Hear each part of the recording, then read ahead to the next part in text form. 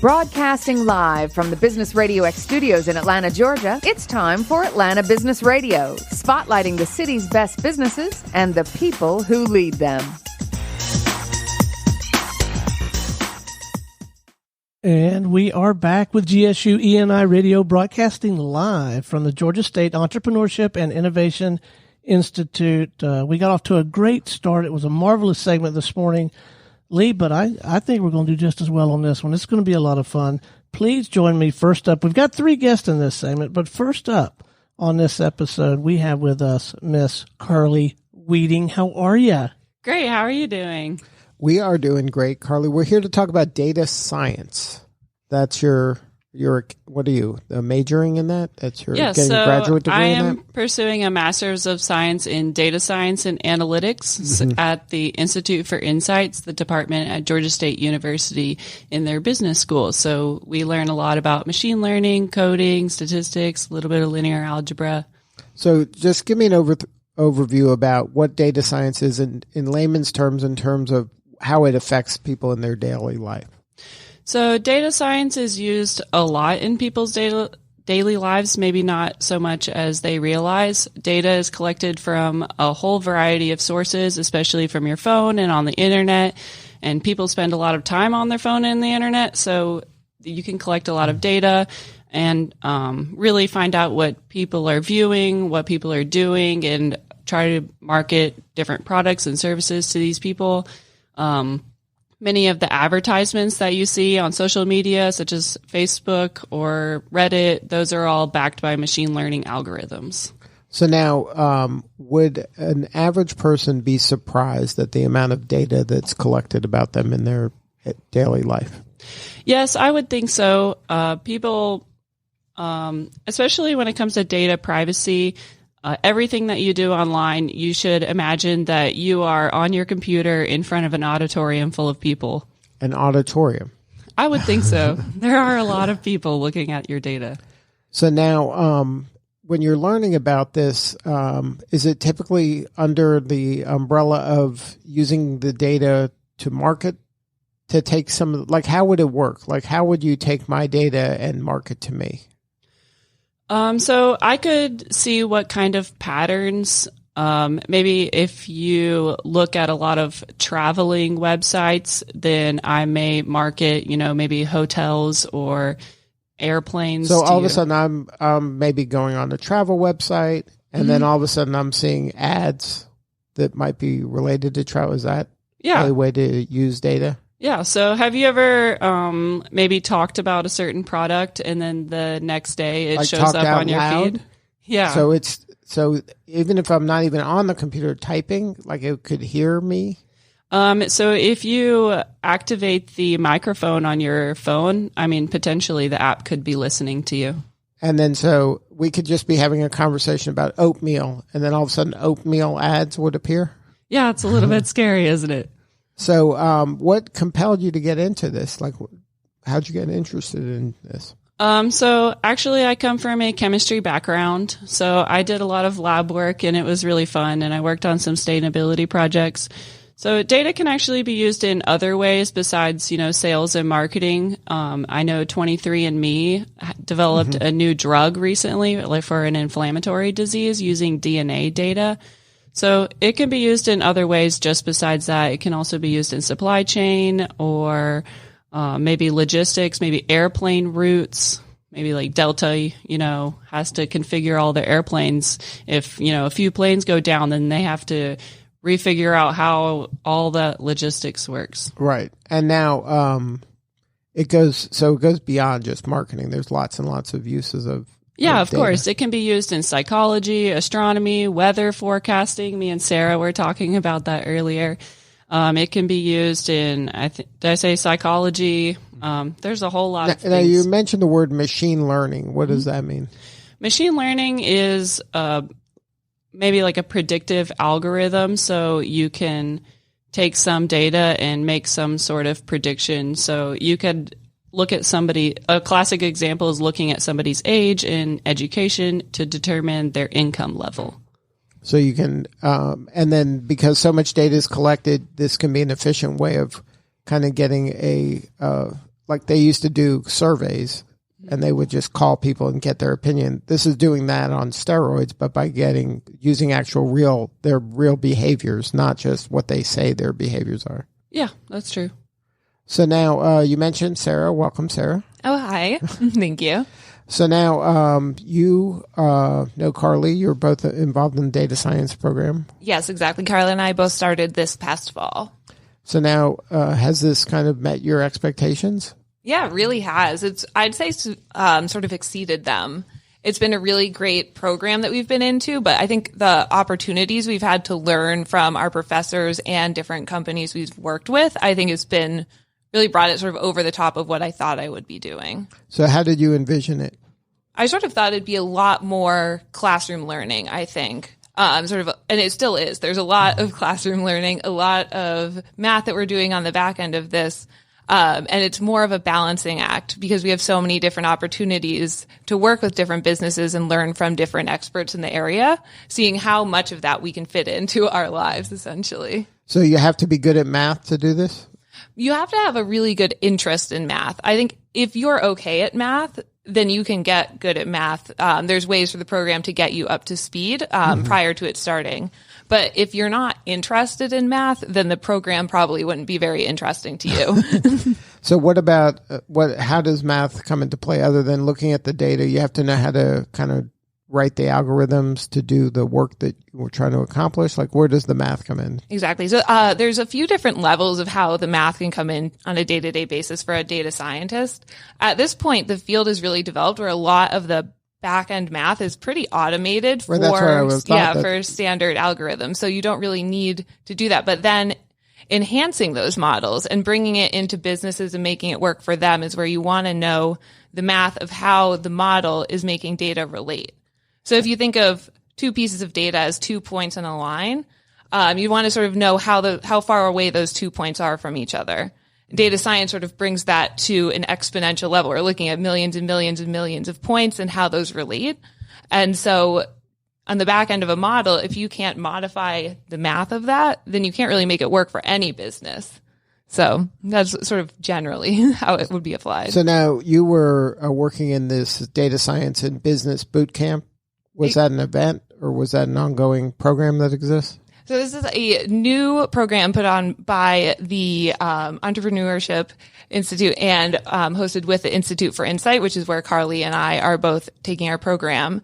And it's a 5-week boot camp. We're working with undergrads to help them understand the different applications of data science in business and how that can be brought into a business setting and just getting them to understand the general purpose of it.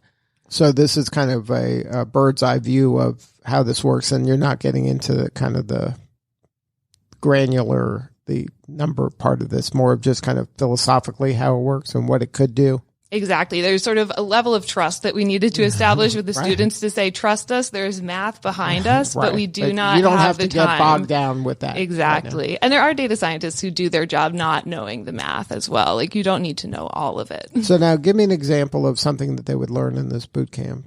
Yeah. So last week we did a really fun classification class. We looked at text analytics. We looked at tweets of different celebrities. I believe we had like 8 to 10 in our total data set. And it was a collection of about 40,000 tweets. And we went through the process of reading and analyzing tweet data and turning it into actual structured data that can be analyzed and have a model built off of it. And we built a model that would classify tweets as one of those 8 celebrities. So you could write your own text and it would guess which of the 8 celebrities had tried to tweet that. That you were most like. Exactly. So it can take the data in this case being words, and then it's kind of making kind of word generalizations. Oh, this celebrity talked a lot about fashion, or this one talked a lot about sports, or this one talked a lot about politics. And then based upon what your tweet was, it would put you in the bucket that is closest to the celebrity, some version of that. Exactly. The buzzword is topic modeling. Yeah, which is sort of what we based the model off of. So we got the general topics of all of the tweets, tagged them to the different celebrities, and then brought in the new information of the tweets from a new user or a new tweet from those celebrities to try to guess. So now how do you, you have to do it in a way that it isn't some tedious manual typing of all the stuff, right? Like, how do you collect that many words, and then how do you kind of put it in the appropriate topic bucket? Yeah, so essentially, the data set of the tweets was provided to us. Carly was able to translate that actually from a web-based sort of text data source into what people would normally see as an Excel file or a CSV. So we can read that into... But someone's not typing out every word. No, You're just like kind of scraping all of the data and then just cutting and pasting it into a spreadsheet in some version of that. Exactly. So it's done pretty quickly. Yeah. Like, how long would it take to go through 40,000 tweets to put them in the appropriate topic buckets? It's a pretty quick process. If we were teaching the class, minutes? it took, minutes at least. Wow. Yeah. So now we have a challenge here. See if you can solve this problem. In Business RadioX, we produce a lot of content. Most of it is audio, so the search of audio is more of a challenge, I would imagine, than text. Mm-hmm. But say, hypothetically, we're able to transcribe all of the interviews, and we wanted to kind of do what you did, is put it into, okay, if you're interested in accounting, you should listen to this interview because we're using accounting type words. Or if you're interested in data science, go listen to this. And then, because we've interviewed 35,000, 40,000 people in the history of the company. So do you think it's possible to take those kind of transcriptions and then make it easy? So if somebody was interested in certain topics, they can find the interviews or the people that did the interview, that said those things that you were interested in. Exactly. It might even be more of sort of a keyword plugging in that sense, sort of scraping all of the different text files and seeing what are the keywords to almost tag them. Is a way you could think of it. So you think that's possible? Yeah. Carly?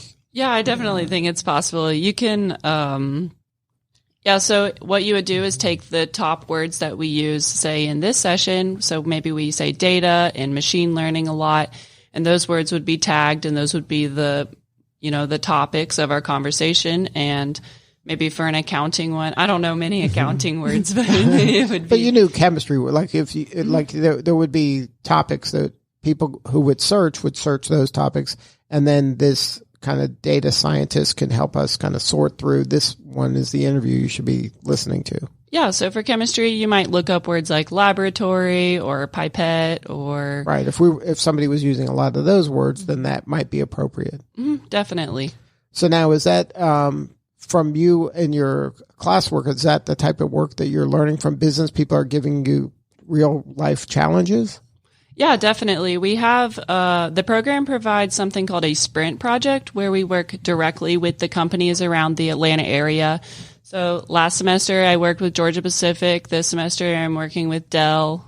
Sarah? I've worked with Star Companies, which is an insurance company. I worked with them last semester, and then I actually picked up a project with them again this semester. So then your work is not this theoretical, some smart person at a blackboard writing this thing about how it used to be. You're learning stuff that's real world, in the moment, solving problems that are happening in real time. Yeah, solving real business problems here right in Atlanta, and, all in the related topics. You can do sales and marketing, you can do supply chain, you can do pricing. So what are you most interested in? I really like text analytics. I think it's really fun and it's pretty straightforward, but I also really like the pricing algorithms because, I don't know, I just really enjoy pricing in it. terms of finding the optimal price, or what will the market bear? Like how does pricing work? Yeah. So you have dynamic pricing models. So if you go onto Amazon's website, they will change their prices depending on the factors that related to you. So maybe if you look at a certain product multiple times, but the price just isn't quite right, then maybe they will give you some sort of discount and that will push you to, purchase the product. So that's, so if I go to Amazon and shop for something and then don't buy it, like if I go the next day, it'll be different pricing, or it's possible that it could be different pricing. Yes. And so that changes person to person. So like if somebody else went, it might be a higher price. Yeah, definitely. The only thing, you can't discriminate based on, certain factors like race or gender, but other factors such as how many times you visit a site is definitely subject to dynamic pricing. Now, what about you, Sarah? What is the topics you're most interested in? I think my sweet spot of data is transactional data. I've sort of always worked with that. I find it really interesting. So if you think you go to a store, I just went to Starbucks on my way here and I grabbed a coffee. Them swiping my credit card is a transaction. And there's so much data that's exchanged with so many different companies in one transaction that a usual person on a day-to-day basis doesn't realize. And all these companies are leveraging that transaction in a different way. But how would Starbucks leverage that? Starbucks would most likely, if you think about Starbucks, they're leveraging that with their tracking. So they have a system of rewards where every purchase I make, I get different rewards. So Starbucks is collecting my transactional information to see when I'm buying, what I'm buying. So that way they can better target me to say, okay, Sarah's going to buy more coffees if we give her a little promo in the afternoon. So then they can say, okay, you get happy hour, which is sort of you come and buy a coffee and then someone else will get a free coffee at the same time. You get yours from 2 to 5. So they can better determine when to set those times, who to invite, or how to sort of promote those. Now, I recently saw a documentary that talked about data in terms of politics. Are you familiar with any of that work? We were just talking about that actually beforehand or before this. So people in this documentary believed that there was, by having some data about, they call them persuadable people, that they could influence their behavior in terms of who they would vote for. Do you think that there's validity to that? That if you know that a person isn't kind of passionate for one side or another, but are kind of in the middle, that they, if you bombard them with ads, that you can kind of persuade them to choose a side? I think that with the advertising industry in general, that's sort of been proven that you can target certain subjects or certain people and then convince them or persuade them to purchase something.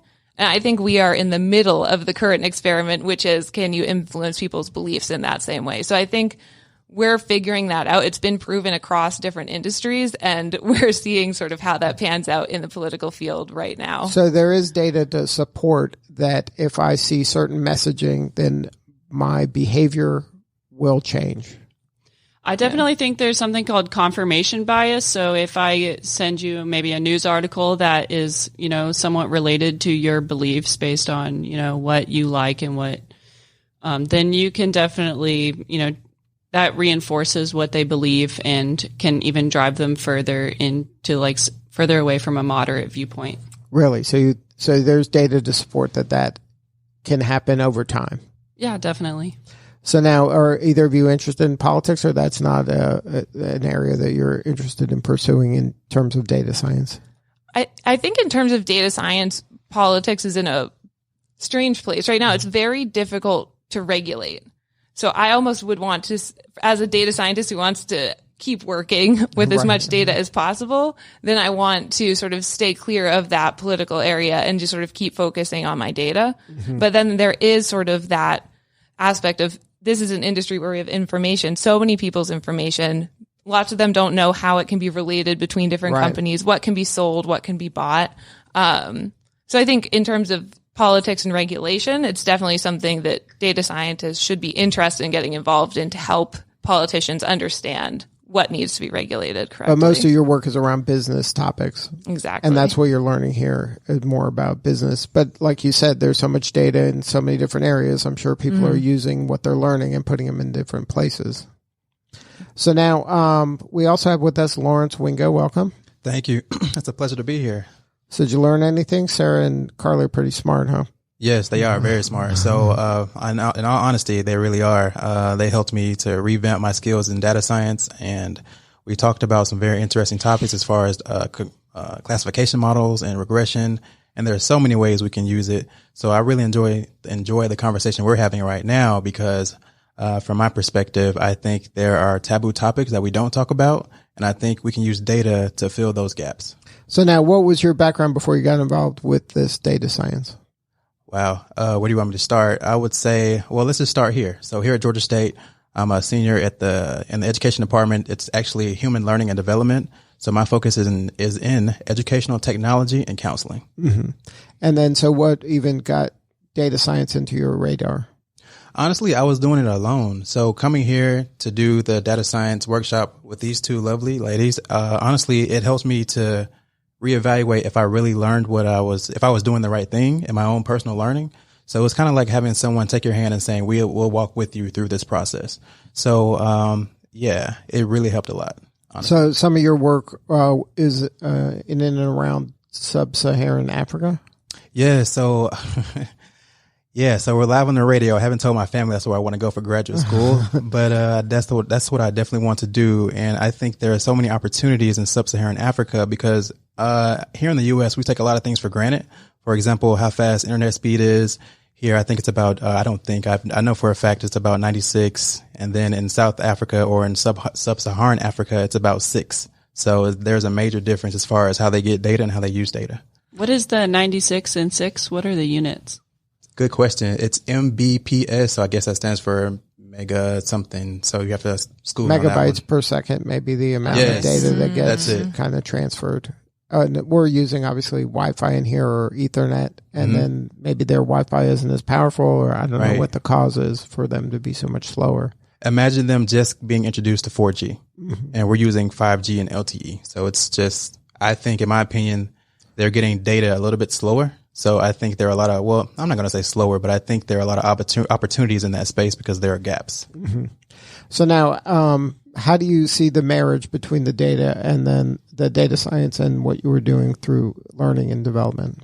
I think there is there's a lot of opportunity to not only survive, but to thrive. So what I mean by that is I think a lot of people are off-put by data science and they think that it's a bad thing. I think that data science can be used for good as well. I think also America has a very high tolerance for ambiguity. We have a very high tolerance for uncertainty. So I think that provides an area for innovation. So now, do you think that's a cultural thing? I do. So every culture is like its own segment. So I think that there are taboo topics that are not talked about in certain cultures. And so I think if we tap into that and have those conversations, we can actually create a lot of opportunity. So now you talk about leveraging data science and data in general in terms of as a force for good. Right.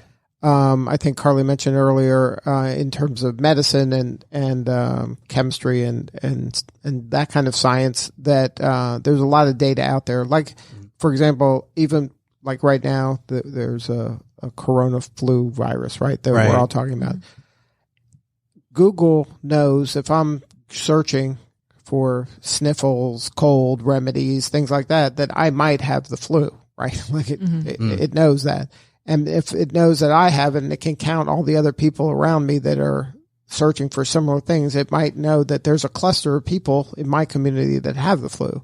So to be able to make people aware of that, that would be helpful in general, but without doing anything that kind of violates the trust of privacy. Is that an area where you think there's opportunity to leverage the data for the community's well-being? I do. I think you put it perfectly. And I think that a lot of people, their mindset is focused on worried about trying to survive.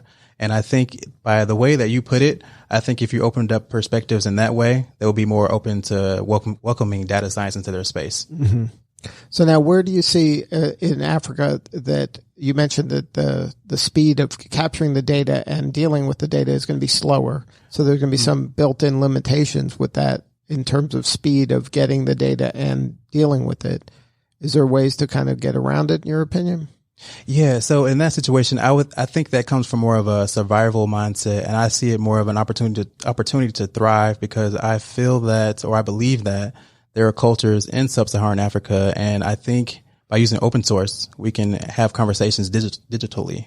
So I think, of course, reading and writing were the literacy back in the day, but now we're introducing coding literacy. So I believe that by opening the door to open source and data science, there are so many opportunities. Now, you've done some work in terms of medical issues. Yes. Right? Yes. How does this kind of work tie into that? Wow. As a college student, I was trying to find my way, and I heard from mentors that volunteering is the best way to find a good opportunity. So I volunteered at Atlanta Wellstar Medical Center in the Neuro ICU unit. So, of course, I'm a human learning and development major, so I'm focused on the brain and learning behavior. And what I noticed was that in that unit, about 80% of the I don't want to say victims, but 80% of the patients that were in the hospital they were diabetic. So I believe that there's also an issue of food deserts. So, for example, if you go to here in Atlanta, if you go to Buckhead or you go to Alpharetta, there are so many different choices for food. But if you go to where I'm from, Decatur or the west side of Atlanta, I mean, it's changing slowly, surely, of course, but there are so many fast food chains. And I think our mindset is just stuck on trying to survive. And I think if we had an opportunity to use data science and to see the difference it makes in our lives, I think it'll be an opportunity, business opportunity for sure. And then, so in your mind, the people that are suffering from diabetes, maybe it's because of lack of healthier food choices. I do. I think it's so detrimental because I don't think we understand how small or how great of an impact it has on our lives. It's just, you have to be very granular and then look at it in a very granular way. And I don't want to bore people or make them feel like they're doing something wrong, but I just want to point out it does make a difference as far as your longevity. What I noticed during my research is that the CDC actually ranked southern states as the lowest, or I guess we have the shortest life expectancy compared out of the other states. So the longest life expectancy is in Hawaii, which is a vacation state, right? So I think that's very interesting that how cultures play a part in how we learn and use technology. So now, did you go through the boot camp? Like what part of how did you plug into this data science world? I'll be honest with you. I came to both days. So they had 2 days, 2-day sessions, 2 sessions each week. And so it covered the same topics, but I came to hear both sessions because I wanted to make sure I was getting the information right. And I wanted to make sure that I was repeating the information in my own mind to use it correctly. So I feel like I got away from your question, Lee. Can you say it again? Sure. So first, how did it even get on your radar? Because you weren't in the data science department. How did you even become aware that this was even being offered? That's a very good question. I think being tied into the community, I think I may have saw an email or a chat because I'm tied into Launch GSU, which is where they focus on entrepreneurship. And then I'm also working with digital learners to leaders. So working with them over the summer, teaching kids how to code that were coming into college or going into different endeavors in their lives, just being plugged in that way. And, you know, you come to college thinking there are no opportunities, but when you meet people and talk to people, you find out they're there. So. Right. Now, so at some point it got on your radar, and then how did you connect the dots that, you know, because it wasn't an area you were super familiar with. How'd you say, you know what, maybe was it because it was short? You thought you can get at least kind of a broad sense of the subject through the boot camp? Like what kind of compelled you to do this? Because you probably see lots of different types of, you know, kind of learning opportunities. Right. There's so many things we can do here at Georgia State. For me, I wanted to get comfortable with being uncomfortable. So, of course, I'm not the greatest guru in math or calculus. Honestly, I'm not going to talk about my grades, but yeah, that was a major reason why I chose my major. And I learned so much from these two ladies by understanding that math is half of the battle. And there are plugins now, or there are actually frameworks that you can use in Python that can help you use those mathematical models or getting tongue tied. So it can use the mathematical equations in code. So it takes a lot of the work away from you as the user, but you can do some pretty powerful things. So was this the first time you learned about the data science and this kind of math-oriented thing before? I did. This is a new space, and I think they were so willing and so courageous to come forward and say, hey, we'll work with you and we'll walk with you through the process of learning data science. Now, were they able to take some of the challenges that you wanted to work on and help build kind of some data science models around that? Yes, of course. So I'm working on an open source app. It's an open source project called Foodation. So of course we were talking about diabetes. So I want to take open data from restaurant menus and to share that information as far as calorie size for all of the users on the app. And then also this weekend at Startup Weekend, it's an event that was held at Morehouse College.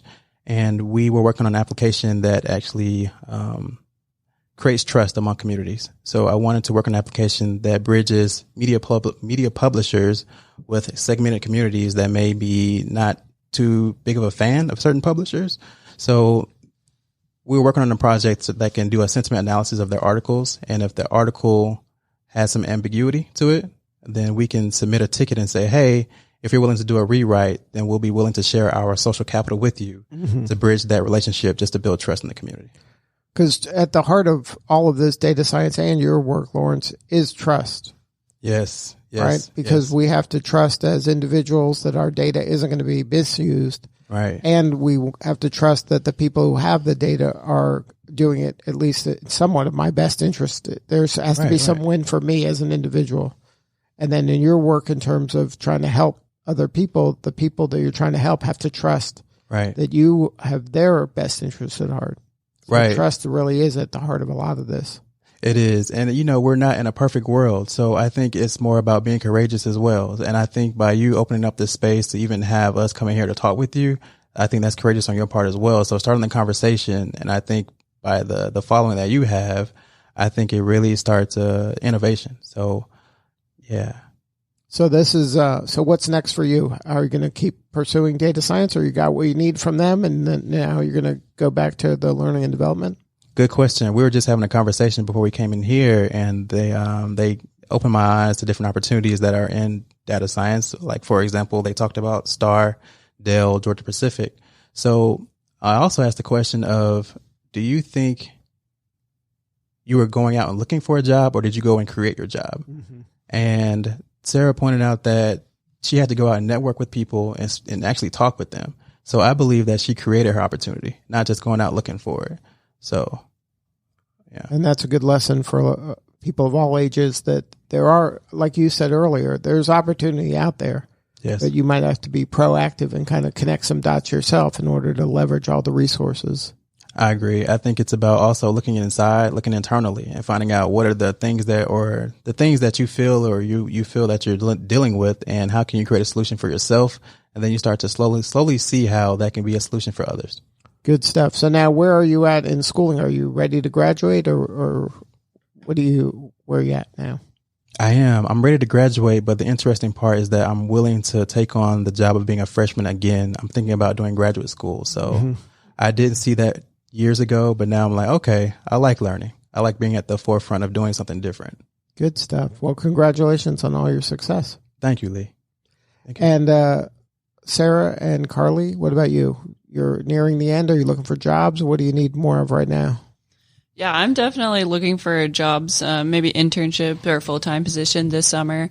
And I'm looking to be like a full-on data scientist using all of the methods that we've learned in our classes, from the statistics, linear regression, a little bit of linear algebra, text analytics. I just want to get really into the hardcore data scientist. And Sarah? Yeah, pretty similar to Carly. I'd say I'm looking to jump into a full-time role. I do have about 5 years of analytics background in my end, so I'm really looking to more sort of help the next generation of data scientists and leverage my past experience to probably move into more of a managerial role pretty quickly. I really like teaching. I'm teaching this boot camp, for example. So I'm really looking to sort of help others through my next position as well. So now, is there going to be another boot camp, or was that it? We're all done for this year. We're actually wrapping up this week with our 5th and final session. So if you want to sign up for the 5th boot camp, it's on Friday. I'll be there. But we have heard a lot of really positive feedback from the students about this boot camp this year. So hopefully it'll encourage the institutes to pick it up again next year. Now, is there, if somebody wanted to learn more about the data science program, what's the best way for them to do that? I think the best way is to first check out the website for Georgia State's Master's in Data Science and Analytics. That'll have the best contact information. We have great resources. Our director, our student life organizers as well are all really open to conversation. So if anyone has any questions, talking to them is just a treat. Now, if there's a business out there that wants to kind of be a guinea pig for your students, is there a way for business people to kind of plug into your world to see if there's ways that they can be used as a real life example? I know one of our associate deans, Dr. Sanjay Srivastava, he organizes all the sprint projects for us. Mm-hmm. And then so that's stuff that the students like to do because this is real life, real world stuff. And so that benefits the business and the student. Right. Yeah, definitely. Whenever you see a job application and it says 3 to 5 years experience, at least we've been in the program for a year. We've had at least one experience. Right. Yeah. Good stuff. Well, thank you all for sharing your story. You're doing important work, and this is the future. Data is all around us, and you can learn more about it or just kind of let it pass you by, but it's happening whether you want to or not, right? Right. There's no escape from the collection of data around you. It's hard to kind of get off the grid. Don't be afraid of it. That's right. There's a lot of opportunity.